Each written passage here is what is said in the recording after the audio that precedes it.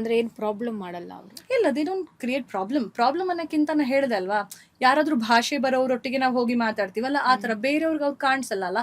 So ನಮಗೆ ಕಾಣಿಸೋದ್ರಿಂದ they want help ಅಷ್ಟೇ. ಪಾಪ ಅವ್ರಿಗೆ ಹೆಲ್ಪ್ ಬೇಕು. ಆ್ಯಂಡ್ ಇನ್ನೊಂದು, ಅವ್ರಿಗೆ ಏನು ಪ್ರಾಬ್ಲಮ್ ಅಂದರೆ, ತಂದೆ ಇರ್ತಾರೆ, ತಾಯಿ ಇರ್ತಾರೆ, ಅವ್ರಿಗೂ ಒಂದು ಸ್ವಲ್ಪ ರಿಗ್ರೆಟ್ ಇರುತ್ತೆ. ಓ, ನಾನು ಬಿಟ್ಟು ಬಂದ್ಬಿಟ್ಟೆ ಅಲ್ವಾ, ಹಾಗೆಲ್ಲನೂ. ಕೆಲವರು ಏನು ತೊಂದರೆ ಮಾಡಲ್ಲ, they'll just answer, they'll just go. ಕೆಲವ್ರು ಹೆಂಗೆ ಅಂದರೆ, ನಾ ಯಾತಕ್ಕೆ ಹೇಳ್ಬೇಕು ನಿಂಗೆ, ನೀ ಯಾರು ನಂಗೆ ಹೇಳೋದು, ನೀನೇನು ನಂಗೆ ಹೇಳೋದು, ಆ ಥರ. ಕೆಲವು ಸುಳ್ಳು ಹೇಳೋರು ಇರ್ತಾರೆ, ಸೋಲ್ಸ್. ನಾನು ಅದು ಮಾಡಿದೆ, ನಾನು ಇದು ಮಾಡಿದೆ. ಒಂದು ರೀಡಿಂಗ್ ಮಾಡಿದ್ದೆ ನಾನು. ಸೊ ಆತ ಏನು ಅಂತ ಹೇಳಿದರೆ, ನನ್ನ ಒಂದು ಫ್ರೆಂಡ್ ಅವರು, ಸೊ ಅವ್ರು ರೀಡಿಂಗ್ ಕೇಳಿದರು. ನನ್ನ ತಂದೆ ಚಿಕ್ಕ ವಯಸ್ಸಿಗೆ ಹೋದರು, ಪ್ಲೀಸ್ ರೀಡಿಂಗ್ ಮಾಡು. ನಾನು ಕೇಳುವಾಗ ಅವ್ರೇನು ಹೇಳಿದರು ಅಂದರೆ, ನಾನು ತುಂಬ ಕಷ್ಟಪಟ್ಟಿದ್ದೀನಮ್ಮ, ದೊಡ್ಡ ಬಿಸ್ನೆಸ್ ಕಟ್ಟಿದ್ದೀನಿ, ಚೆನ್ನಾಗಿ ನನ್ನ ಮಗಳಿಗೆ ಆಸ್ತಿ ಪಾಸ್ತಿ ಮಾಡಿದ್ದೀನಿ, ನನ್ನ ಮಗಳಿಗೆ ಮದುವೆ ಮಾಡಿದ್ದೀನಿ ಅಂತೆಲ್ಲ ಹೇಳಿದ್ರು. ನಾನು ಅವಳು ಹೇಳಿದ್ಮೇಲೆ ಅವಳು ನಗಕ್ಕೆ ಶುರು ಮಾಡಿಬಿಟ್ಲು. ಯಾಕೆ ಅಂತ ಹೇಳಿದ್ರೆ, ಶ್ವೇತಾ ಅವ್ರು ಬದುಕಿದ್ದಾಗಲೂ ಇದೇ ಥರ ಸುಳ್ಳು ಹೇಳ್ಕೊಂಡು ತಿರ್ಗೋರು ಶ್ವೇತಾ, ₹1 ನಮ್ಮಪ್ಪ ಏನೂ ಆಸ್ತಿ ಮಾಡಿರಲಿಲ್ಲ ಅಂತ. ಸೊ ನಾವೇನು ಅನ್ಕೋತೀವಿ ಗೊತ್ತಾ, ಬದುಕಿದ್ದಾಗ ಕೆಟ್ಟವರು, ಸತ್ತ ಮೇಲೆ ಒಳ್ಳೆಯವರು ಆಗ್ತಾರೆ ಅಂತ ಹೇಳ್ತೀವಿ. ಬಟ್ ಹಾಗಲ್ಲ, ನಾವು ಬದುಕಿದ್ದಾಗ ಹೇಗಿರ್ತೀವೋ ಸತ್ತ ಮೇಲೂ ಹಾಗೇ ಇರ್ತೀವಿ. ಬಟ್ ಏನಂದ್ರೆ ನಮಗೊಂದು ದೇಹ ಇರಲ್ಲ ಅಷ್ಟೇ. ಈ ಥರ ಸುಳ್ಳು ಹೇಳೋರು ಇರ್ತಾರೆ. ಸಾವನ್ನ ಎಕ್ಸ್ಟ್ಯಾಂಡ್ ಮಾಡ್ಕೊಬೋದಾ? ಸಾವನ್ನ ಅಂದರೆ ಆಯುಸ್ಸನ್ನು ಎಕ್ಸ್ಟೆಂಡ್ ಮಾಡ್ಕೋಬೋದಾ? ಆಗಲ್ಲ, ಆಗಲ್ಲ. ಆಗಲ್ಲ. ಈಗೇನೋ ನಾನು ಒಳ್ಳೆ ಕೆಲಸ ಮಾಡಬೇಕು, ಸ್ವಲ್ಪ ದಿನ ಟೈಮ್ ಹಿಡಿಯುತ್ತೆ, ಅದನ್ನ ಮಾಡಿ ನಾನು ಬರ್ತೀನಿ, ಈ ರೀತಿ ಇಲ್ಲ, ಈಗ ಮಾಸ್ಟರ್ಸ್ ಇರ್ಬೋದು ಅಥವಾ ತುಂಬ ರಿಯಲೈಸ್ಡ್ ಸೋಲ್ಗಳಿರ್ತಾವಲ್ಲ, ಅವ್ರು ಮಾತ್ರನೇ ಅದನ್ನು ಮಾಡೋಕ್ಕೆ ಸಾಧ್ಯ. ಯಾಕೆ ಅಂದರೆ ಅವ್ರು ಬಂದಿರ್ತಾರೆ ಒಂದಷ್ಟು ಕೆಲಸಗಳನ್ನ ಮಾಡಲಿಕ್ಕೆ. ಸೊ ಇದು ಬಂದು ನಿನ್ನ ಸ್ವಾರ್ಥಕ್ಕೋಸ್ಕರ ನೀನು ಮಾಡುವಾಗ ನೀನು ಮಾಡೋಕ್ಕೆ ಬರಲ್ಲ. ಆಮೇಲೆ ಇನ್ನೂ ಒಂದು ಏನು ಅಂದರೆ, ಯಾವುದಾದ್ರೂ ಒಂದು ಬೇರೆ ಸೋಲ್ ವಾಲಂಟಿಯರ್ ಮಾಡಬೇಕು. ನಾನು ನಿನ್ನ ಬದಲಿಗೆ ನನ್ನ ಟೈಮ್ನ ನಿನಗೆ ಕೊಡ್ತೀನಿ ಅಂತ ಹೇಳಿ ವಾಲಂಟಿಯರ್ ಮಾಡಿದ್ರೆ ನಾವು ಏನಂತಾರೆ ಹೇಳಿ ಎಕ್ಸ್ಟೆಂಡ್ ಮಾಡಬಹುದು. ಇಲ್ಲ ಅಂತಂದರೆ ಮಾಡೋಕ್ಕಾಗಲ್ಲ. ಎವ್ರಿಥಿಂಗ್ ಇಸ್ ಫಿಕ್ಸ್ಡ್ ಅಲ್ವಮ್ಮ, ಪೂರ್ವ ನಿಯೋಜಿತ ಇದು. ಸೊ ನಾವು ಏನು ಚೇಂಜ್ ಮಾಡಬೇಕಂತ ಹೇಳಿದ್ರು ಆಯ್ಸ್ ಚೇಂಜ್ ಮಾಡೋಕ್ಕಾಗಲ್ಲ. ಆ್ಯಂಡ್ ಇನ್ನೊಂದು ಏನು ಅಂದರೆ, ನಾನು ಹೇಳಿದಲ್ಲ, ನಮ್ಮ ಇಂಡಿಯನ್ ಫಿಲಾಸಫಿ ಇರ್ಬೋದು, ಅಥವಾ ನಮ್ಮ ಧರ್ಮ ಇರ್ಬೋದು, ಬುದ್ಧಿಸಮ್ ಇರ್ಬೋದು, ಜೈನಿಸಮ್ ಇರ್ಬೋದು, ಅಥವಾ ನಮ್ಮ ಏಷ್ಯಾ ಖಂಡದಲ್ಲಿರುವಂತಹ ಏನು ಕಂಟ್ರೀಸ್ ಇರ್ಬೋದು, we are more of moving towards ಮೋಕ್ಷ. ನಮಗೆ ಮೋಕ್ಷ ಬೇಕು, ನಮಗೆ ಸಾಕು ಅನ್ನೋ ಥರ. ಅದನ್ನೇ ಹೇಳಿದ್ದು, ವೆಸ್ಟರ್ನರ್ಸ್ ಎಲ್ಲ ನೀವು ನೋಡುವಾಗ ನಾವು ಸೂಪರ್ ಹ್ಯೂಮನ್ ಆಗಬೇಕು, ನಾವು ಸಾವನ್ನ ತಡಿಬೇಕು ಅನ್ನೋದ್ರಲ್ಲಿದ್ದಾರೆ. ಬಟ್ ನಾವುಗಳು ಸಾವೇ ಬೇಡ, ಐ ಮೀನ್ ಸಾವು ತಡಿಯೋದು ಬೇಡಪ್ಪ, ಸಾವಂತೂ ಪೂರ್ವ ನಿಯೋಜಿತ, ನಾವು ಹೋಗೋಣ ಅಂತ ಹೇಳಿ ಆ ಕರ್ಮ ಸಿದ್ಧಾಂತದ ಮೇಲೆ ಕಟ್ಟಿರುವಂತಹ ಒಂದು ಇದು ನಮ್ಮದು, ನಂಬಿಕೆ ನಮ್ಮದು. ಸೊ ಹಾಗಾಗಿ it's a little difficult. Okay. ಒಂದು ಸಾವಿನ ಮನೆಯಲ್ಲಿ ರಾತ್ರಿ ಒಂದು ರೂಮ್ ಒಳಗಡೆ ಒಂದು ಲೋಟದಲ್ಲಿ ಅಕ್ಕಿ ಹಾಕಿ ಇಡ್ತಾರೆ. ನಮ್ಮೂರ್ ಕಡೆ ಎಲ್ಲ ಹಿಂಗ್ ಮಾಡ್ತಾರೆ. ಹೌದು. ಅಂದ್ರೆ ಆ ಅಕ್ಕಿ ಏನಾದ್ರೂ ಕೆಳಗಡೆ ಚೆಲ್ಲಿದ್ರೆ ಅವನಿಗೆ ಇನ್ನೂ ಬದುಕೋ ಆಸೆ ಇತ್ತು. ಆಮೇಲೆ ನಾವು ನೆಕ್ಸ್ಟ್ ಜ್ಯೋತಿಷಿ ಹತ್ರ ಹೋಗ್ತೀವಿ, ಇದಕ್ಕೇನು ಒಂದಷ್ಟು ಅವನಿಗೇನು ಮುಕ್ತಿಯನ್ನು ಕೊಡಿಸ್ಬೇಕೋ ಆ ಮುಕ್ತಿಯನ್ನ ಕೊಡಿಸ್ಬೇಕು ಅನ್ನೋ ಒಂದು ಪ್ರತೀತಿ ಇದೆ, ಹಿಂದಿನ ಕಾಲದಿಂದನೂ ಮಾಡ್ಕೊಂಡ್ ಬಂದಿದ್ದು. ಕೇಸ್ ಅದೇನಾದ್ರೂ ಅಕ್ಕಿ ಚೆಲ್ಲಿಲ್ಲ ಅಂತಂದ್ರೆ ಒಂದು ಆಯಸ್ ಇಷ್ಟೇ ಮುಗ್ದೋಯ್ತು, ಇವನೇನ್ ನಮಗೆ ಇನ್ನು ಮುಂದಿನ ದಿನಗಳಲ್ಲಿ ನಮಗೇನಾದ್ರು ಶುಭ ಸಮಾರಂಭ ಏನಾದ್ರು ಆದ್ರೆ ಏನು ಕಾಟ ಕೊಡಲ್ಲ, ಇವನು ಸೋಲ್ ರೆಸ್ಟ್ ಮಾಡ್ತಾ ಇದೆ ಅಂತ ಅನ್ಕೊಳ್ಳೋರು ಕೂಡ ಇದ್ದಾರೆ. ನಿಜವಾಗಿಯೂ ಕೂಡ ಆಫ್ಟರ್ ಡೆತ್ತು ಆ ಸೋಲು ನಮಗೇನು ಪ್ರಾಬ್ಲಮ್ ಮಾಡಲ್ವಾ ಮನೆಯವ್ರಿಗೆ? ಓಕೆ, ಫಸ್ಟ್ ಆಫ್ ಆಲ್ ಏನು ಅಂತಂದರೆ, ಸಾವು ಯಾವ ರೀತಿ ಆಗತ್ತೆ ಅದು ತುಂಬ ಇಂಪಾರ್ಟೆಂಟ್ ಆಗುತ್ತೆ, ಆಯಿತಾ. ಸೊ ತುಂಬ ವಯಸ್ಸಾಗಿ, ತುಂಬ ಸಫರ್ ಆಗಿ, ಹಂಗೆಲ್ಲ ಮಾಡಿ ಎಲ್ಲ ನೋಡಿದ್ಮೇಲೆ ಅವ್ರಿಗೇನು ಅನ್ಸುತ್ತೆ, ಸಾಕಪ್ಪ ನನಗೆ ಹೋಗ್ಬಿಡೋಣ ಅಂತ ಹೇಳಿ ಹೋಗ್ತಾರೆ. ಹೋದಾಗ ಏನಾಗುತ್ತೆ, ಅವರು ಈಸಿಯಾಗಿ ಟ್ರಾನ್ಸಿಟ್ ಆಗಿಬಿಡ್ತಾರೆ. ಓಕೆ, ತುಂಬ ಕೆಟ್ಟ ಕರ್ಮವನ್ನೆಲ್ಲ ಮಾಡಿ ಎಲ್ಲ ಮಾಡಿರ್ತಾರಲ್ಲ, ದೇಹವನ್ನು ಬಿಟ್ಟು ಹೋಗುವಾಗ ತುಂಬ ಭಯ ಆಗುತ್ತೆ ಅವ್ರಿಗೆ, ಏನಪ್ಪ ಅಂತ ಹೇಳಿ. ಅಥವಾ ಆಕ್ಸಿಡೆಂಟ್ಸ್ ಆಗುತ್ತೆ, ಮರ್ಡರ್ ಆಗುತ್ತೆ, ಸಡನ್ ಡೆತ್ ಆಗುತ್ತೆ. ಆವಾಗ ಸೋಲು ಹೊರಗಡೆ ಬಂದಾಗ ಅದಕ್ಕೆ ನಾನು ಸತ್ತಿದ್ದೀನಿ ಅಂತಾನೆ ಅದಕ್ಕೆ ಗೊತ್ತಿರಲ್ಲ, ನಾನು ಸತ್ತಿದ್ದೀನಿ ಅಂತಾನೆ ಗೊತ್ತಾಗಲ್ಲ. ಅದು ದೇಹವನ್ನು ನೋಡ್ಬಿಟ್ಟು, ಅಯ್ಯೋ ಯಾತಕ್ಕೆ ನನ್ನ ದೇಹ ಈ ಥರ ಬಿದ್ದಿದೆ, ಏಳು ಮೇಲಕ್ಕೆ ಯಾಕೆ ಈ ಥರ ಆಗ್ತಿದೆ ಅಂತ ಹೇಳಿ ಅದ್ರ ಮುಂದೆ ಕೂತ್ಕೊಂಡು ಅಳುವಂಥದ್ದು ಅದೆಲ್ಲ ಮಾಡುತ್ತೆ, ಆಯ್ತಾ.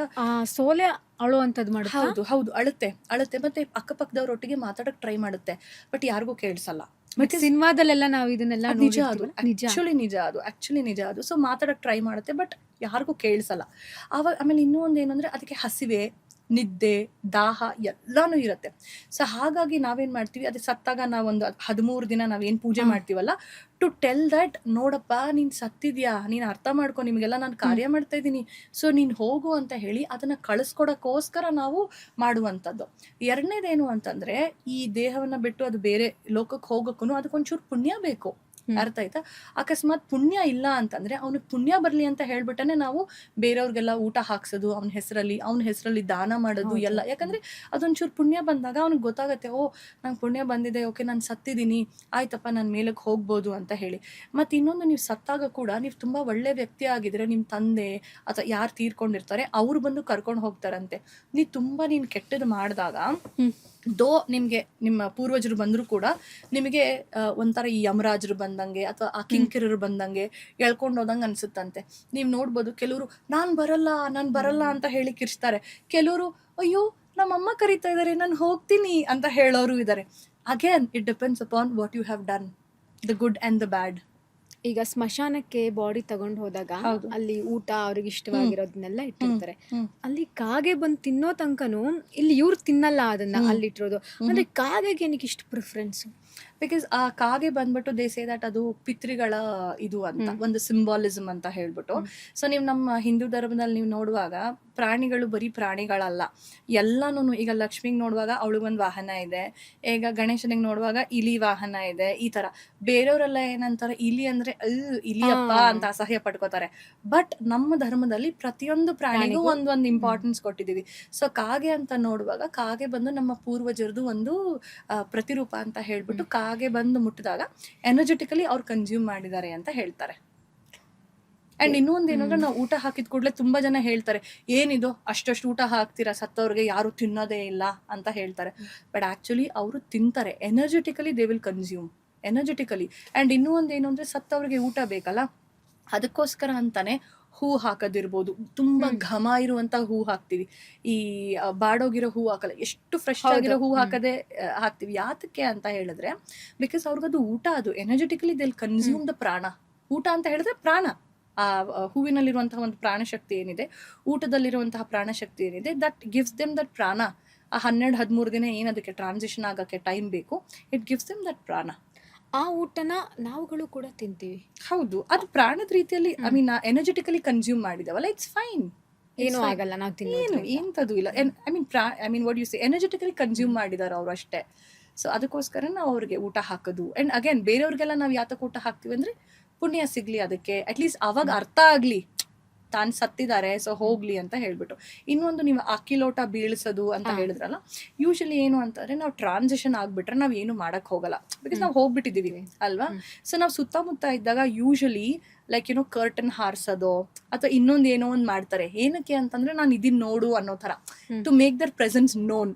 ಸೊ ಮೇ ಬಿ ಆ ಅಕ್ಕಿ ಉಳಿಸೋದು ಕೂಡ might be a way of telling, ನಾನು ಲೈಕ್ ನಾನು ಇನ್ನೂ ಇದ್ದೀನಿ ಇಲ್ಲಿ, ನನಗೆ ನೀನು ಮಾಡಿದ ಕಾರ್ಯ ಸಾಕಾಗ್ತಾ ಇಲ್ಲ, ಇನ್ನೂ ಒಂದು ಸ್ವಲ್ಪ ನೀನು probably you might have to do some more rituals ಮಾಡಬೇಕು ನೀನು, ಅಥವಾ ನನ್ನ ಹೆಸರಲ್ಲಿ ನೀನೇನಾದರೂ ಇನ್ನೂ ಒಂದು ಸ್ವಲ್ಪ ಏನಾದರೂ ದಾನ ಮಾಡಬೇಕು, ಅಥವಾ ನಾನು ಮಾಡಿರೋ ಪುಣ್ಯ ನಂಗೆ ಸಾಕಾಗ್ತಿಲ್ಲ, ಇನ್ನೂ ಒಂದು ಸ್ವಲ್ಪ ನೀ ಏನಾದರೂ ಮಾಡು ಅಂತ ಹೇಳೋ ಒಂದು ಇಂಡಿಕೇಶನ್ ಸಹಿತ ಇರ್ಬೋದು.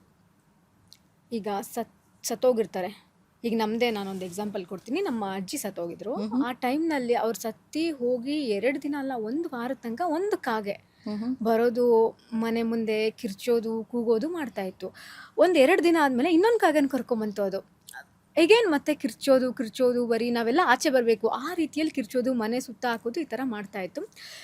ಒಂದು ದಿನ ನಮ್ಮ ದೊಡ್ಡಮ್ಮ ಫೋಟೋ ಮುಂದೆ ನಿಂತು, ಅಜ್ಜಿ ಸತ್ತೋಗಿದ್ರು, ಯಾಕೆ ನೀನು ಬರ್ತಾ ಇದೀಯಾ, ನಿನ್ನನ್ನು ಇಷ್ಟು ಚೆನ್ನಾಗಿ ನೋಡ್ಕೊಂಡು ಕಳ್ಸಿದೀವಿ, ನೀನು ಹುಷಾರಿಲ್ದಲೇ ಇದ್ದಾಗ ಅಷ್ಟು ಸೇವೆ ಮಾಡಿದೀನಿ ನಿನಗೆ, ನೀನು ಯಾಕೆ ಪದೇ ಪದೇ ಬರ್ತಾ ಇದೀಯಾ, ಏನಾದ್ರು ತೊಂದರೆ ಆಯ್ತಾ ನಿನಗೆ ನಮ್ಮಿಂದ ಏನಾದರೂ ಅಂತ ಕೇಳಿದ್ರು. ಏನು ಅವ್ರು ಹಂಗೆ ಕೇಳ್ಕೊಂಡು ಆಚೆ ಬಂದರು. ಅವತ್ತಿಂದ ಇಲ್ಲಿವರೆಗೂ ಬಂದಿಲ್ಲ. ರೈಟ್. ಅಂದ್ರೆ ಈ ರೀತಿ ಹೆಂಗೆ ಇದು ಇನ್ಫ್ಲುಯೆನ್ಸ್ ಮಾಡ್ತಾರಪ್ಪ. ಸೊ ಏನಂದ್ರೆ, ಈಗ ಡೈರೆಕ್ಟ್ ಆಗಿ ಬಂದು ನೋಡಿ ಮಾತಾಡಿದ್ರೆ ನಮ್ಗೆ ಅರ್ಥ ಆಗಲ್ಲ ಅಲ್ವಾ. ಸೊ ಹಾಗಾಗಿ ಸುತ್ತಮುತ್ತ ಏನಿದಾರಲ್ಲ ಅವ್ರನ್ನ ಇನ್ಫ್ಲುಯೆನ್ಸ್ ಮಾಡ್ತಾರೆ. ಕೆಲವು ಸಲ ನೀವು ನೋಡ್ಬೋದು, ಮನೆಯಲ್ಲಿ ಈ ಮಕ್ಕಳು ಅಥವಾ ಇದ್ದಾಗ ನಾವು ಹೇಳ್ತೀವಿ, ನಮ್ಮ ತಾತ ಒಬ್ರು ತೀರ್ಕೊಂಡ್ರು, ಅವ್ರಿಗೆ ರಸಗುಲ್ಲ ಅಂದ್ರೆ ತುಂಬಾ ಇಷ್ಟ, ಇವನ್ಗೂ ತುಂಬಾ ಇಷ್ಟ. ಆಕ್ಚುಲಿ ಇದು ಅವ್ನ್ಗೆ ಇಷ್ಟ ಇರಲ್ಲ, ಅವ್ರಿಗೆ ತಿನ್ಬೇಕು ಅನ್ಸ್ದಾಗ ಇನ್ನೊಬ್ರಿಗೆ ಇನ್ಫ್ಲುಯೆನ್ಸ್ ಮಾಡಿ ಅದ್ರಲ್ಲಿಂದ ಅವರು ಇದನ್ನ ತಗೋತಾರೆ, ಪ್ರಾಣಶಕ್ತಿನ ತಗೋತಾರೆ. ಮತ್ ಕಾಗೆ ರೂಪದಲ್ಲೂ ಅವ್ರ ಏನ್ ಫೇವ್ರೆಟ್ ಫುಡ್ ಇರುತ್ತೆ ಅದನ್ನೇ ತಗೋತಾರೆ. ಅದು ಇನ್ಫ್ಲುಯೆನ್ಸ್ ಮಾಡ್ತಾರೆ. ಸಿನ್ಸ್ ಅವ್ರು ಡೈರೆಕ್ಟ್ ಆಗಿ ಬಂದು ಮಾಡಕ್ ಆಗದೆ ಇರೋದ್ರಿಂದ ಬೇರೆಯವ್ರು, ನೀವ್ ಎಷ್ಟೋ ಸಲ ನೋಡಿರ್ಬೋದು, ನೀವ್ ಯಾವ್ದೋ ಒಂದು ಕಷ್ಟದಲ್ಲಿ ಸಿಕ್ಕಾಕೊಂಡಿರ್ತೀರೋ, ಅಥವಾ ಏನೋ ಒಂದು ಉತ್ತರ ಬೇಕು, ನೀವು ನಿಮ್ಮ ಅಜ್ಜಿ ಹತ್ರನೋ ಯಾರೋ ತೀರ್ಕೊಂಡವ್ರ ಹತ್ರ ಹೇಳ್ಕೊಂಡಿರ್ತೀರಾ ಕಷ್ಟ, ಅಥವಾ ದೇವ್ರ ಹತ್ರನೇ ಹೇಳ್ಕೊಂಡಿರ್ತೀರಾ. ಸೊ ಯಾರೋ ಒಬ್ರು ರೂಪದ ಮುಖಾಂತರ ಆನ್ಸರ್ ಬಂದು ನಿಮಗ್ ಸೇರಿರತ್ತೆ. ಬಂದು ನಿಮ್ಗೆ ಆನ್ಸರ್ ಸಿಕ್ಕಿರತ್ತೆ. So what I'm trying to tell is ಅವ್ರು ಡೈರೆಕ್ಟಾಗಿ ಬರಕ್ಕೆ ಆಗದೆ ಇರೋದ್ರಿಂದ ಬೇರೆಯವ್ರ ಥ್ರೂ ಇನ್ಫ್ಲುಯೆನ್ಸ್ ಮಾಡಿ ನಿಮ್ಗೆ ಆ ಉತ್ತರನ ಕೊಡ್ಸಿರ್ತಾರೆ. ಇದರಿಂದ ಏನು ಹೇಳಕ್ ಹೊರಟಿದ್ದಾರೆ ಅವರು? ಯಾರು?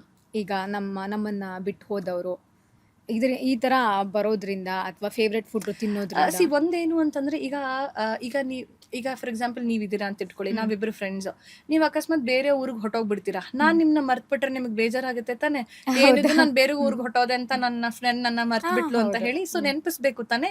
ಸೊ ಅದೇ ರೀತಿ ಅವ್ರಿಗೆ ನಾವು ನೆನ್ಪಿಸ್ಕೊತಾ ಇರ್ಬೇಕು ನಮ್ಮ ಆನ್ಸಿಸ್ಟರ್ಸ್ ನ. ಅದಕ್ಕೋಸ್ಕರ ಅಂತಾನೆ ನಾವು ಪಿತೃಪಕ್ಷ ಇರ್ಬೋದು, ಇದಿರ್ಬೋದು ನಾವು ಮಾಡೋದು. ಸೊ ನಾನ್ ನಿಮ್ಮನ್ನ ಮರ್ತ್ಬಿಟ್ರೆ ನಿಮ್ಗೆ ಬೇಜಾರಾಗಲ್ಲ. ಅದೇ ರೀತಿ ಟು ಏನಂತಾರೆ ಹೇಳಿ, ರಿಮೈಂಡ್ ಯು. ಆಮೇಲೆ ಇನ್ನೊಂದು ಕೆಲವು ಸಲ ಓಮೆನ್ಸು ಇರ್ಬೋದು. ಏನಾದ್ರೂ ಒಂದು ಕೆಟ್ಟದಾಗುವಾಗ ಅವ್ರು ಬಂದು ಕನ್ಸಲ್ಲಿ ಕಾಣಿಸ್ತಾರೆ. ಲೈಕ್ ನನ್ನ ಪರ್ಟಿಕ್ಯುಲರ್ ಒಬ್ರು ರಿಲೇಟಿವ್ ಇದ್ದಾರೆ, ಅವ್ರು ಯಾವತ್ತೇ ಕನ್ಸಿಗೆ ಬರ್ಲಿ ನಮ್ಮ ಮನೆಯಲ್ಲಿ ಯಾರಾದ್ರೂ ಒಬ್ರಿಗೆ ಬಂದಾಗ ನಮ್ಮ ಮನೆಯಲ್ಲಿ ಏನಾದ್ರೂ ಒಂದು ದೊಡ್ಡ ಪ್ರಾಬ್ಲಮ್ ಆಗತ್ತೆ. ಮತ್ತೆ ಒಬ್ರು ಇದ್ದಾರೆ, ಓಕೆ, ಲೈಕ್ ಫಾರ್ ಎಕ್ಸಾಂಪಲ್ ನನ್ನ ಮಾವ ಇದ್ದಾರೆ, ನನ್ನ ಮಾವ ಯಾವತ್ತೇ ಕನ್ಸಿಗೆ ಬರ್ಲಿ ತುಂಬಾ ಒಳ್ಳೇದಾಗತ್ತೆ ಆ ಥರ.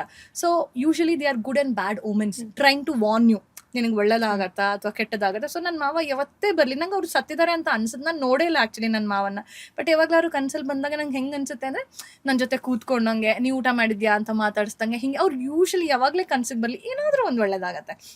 It's like omens, they communicating. ನಾನು ಡೈರೆಕ್ಟಾಗಿ ನಿಮ್ಮ ಹತ್ರ ಕಮ್ಯುನಿಕೇಟ್ ಮಾಡೋಕ್ಕಾಗಲ್ಲ, ಸೊ ಕನ್ಸ್ ಥ್ರೂ ಕಮ್ಯುನಿಕೇಟ್ ಮಾಡುವಂಥದ್ದು.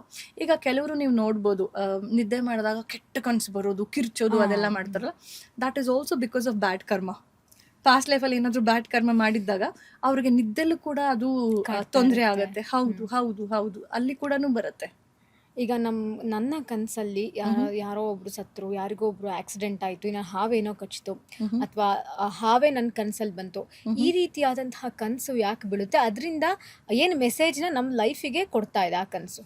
ಯೂಶಲಿ ನಾನು ನೋಡಿರುವಂಥ ಪ್ರಕಾರ ಹಾವು ಬಂದಾಗ ಯೂಶಲಿ ಬ್ಲ್ಯಾಕ್ ಮ್ಯಾಜಿಕ್ ಆಗಿರುತ್ತೆ. ಹಾವು ಬಂದಾಗ ಯೂಶಲಿ ಆಯ್ತಾ. ಆ್ಯಂಡ್ ಅಗೇನ್ ನೀವು ಜಸ್ಟ್ ಕನ್ಸಲ್ಲಿ ಒಂದು ಹಾವು ಬಂತು ಅಂತ ಹೇಳಿದ್ರೆ ಸಾಕಾಗಲ್ಲ. ಹಾವು ಹೇಗಿತ್ತು, ಏನು ಕಚ್ಚಕ್ ಬಂತಾ, ಪ್ರೊಟೆಕ್ಟ್ ಮಾಡ್ತಿತ್ತಾ, ಅಥವಾ ಏನಾದರೂ ತೊಂದರೆ ಮಾಡಕ್ ಬಂತಾ, ಈ ತರ. ಸೊ ಅದಕ್ಕೋಸ್ಕರನೇ ನಾವು ಡ್ರೀಮ್ ಇಂಟರ್ಪ್ರಿಟೇಷನ್ ಅಂತ ಮಾಡ್ತೀವಿ ಶಾಮನಿಸಮ್ ಅಲ್ಲಿ.